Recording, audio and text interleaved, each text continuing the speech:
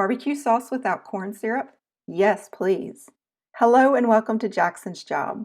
In a small pan, I have 1 cup, 240 milliliters of that homemade ketchup we made earlier. You can use store-bought, just look for the ones without corn syrup. If you are using a non-stick saucepan, don't use a whisk. Make the sauce in a bowl and then transfer it to your pan. In no particular order, we are going to add the ingredients. First, we are going to use 1 tablespoon of mustard, 15 grams, but we need to thin it out with about 1 tablespoon of water or 15 milliliters.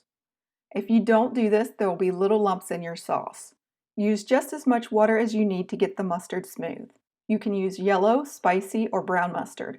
Yellow is traditional. Give it a mix and let's add in some important flavor. Ideally, you will use 2 tablespoons, 30 milliliters of Worcester or Worcestershire sauce, but if you want a vegetarian option, use soy sauce instead. If you do choose to use soy, look out for corn in those ingredients. Mix this in and then let's add in some sugar. Since this is a sweet barbecue sauce, we are going to add 2 tablespoons or 28 grams of brown sugar. You can use white sugar or any type of sugar, including substitutes, but brown sugar gives the best flavor in my opinion. And you can adjust the amount of sugar to your liking. Give this a mix and then we're going to add in some spices. Here I'm adding in 1/2 teaspoon, 1 gram each of onion and garlic powder. Then I'm going to add in some ground pepper, up to 1 teaspoon or 2 grams worth. It can be any type of ground pepper you like. Cayenne, black, chipotle, paprika, a combination of peppers like I am doing here, or none at all.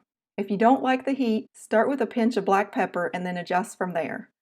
You can leave it out entirely too. This is your sauce. Let's give this a quick stir and then we're going to add in sorghum or molasses to our barbecue sauce recipe. I'm using molasses today, 2 tablespoons or 40 grams worth.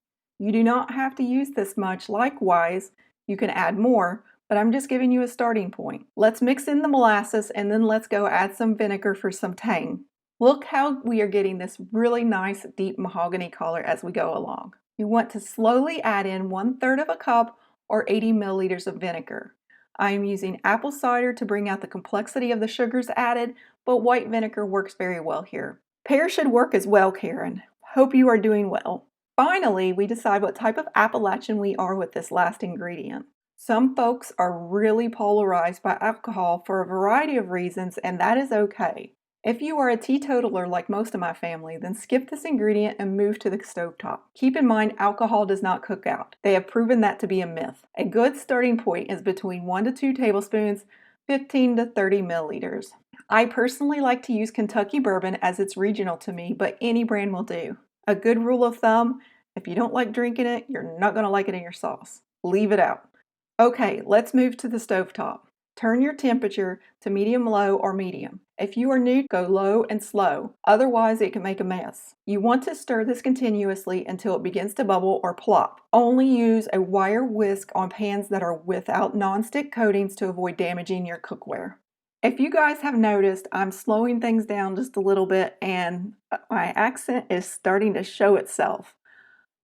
I have went several years without having an accent because I had to learn how to speak again, and for some reason all of a sudden it is showing up, especially when I speak slower.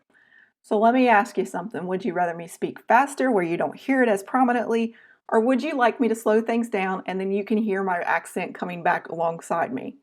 Let me know in the comments below. Once it begins to bubble, you want to turn on a timer for 2 minutes. Continue stirring, and then you can stop, turn the heat to low and cover. You are going to cook this for 10 to 30 minutes more or until it thickens to your desired consistency. Every 5 minutes, carefully remove that cover to avoid getting steam in your face and give it a quick stir before recovering. Ideally, you will let this sauce reach between 180 to 210 degrees Fahrenheit or 82 to 99 degrees Celsius for 10 minutes.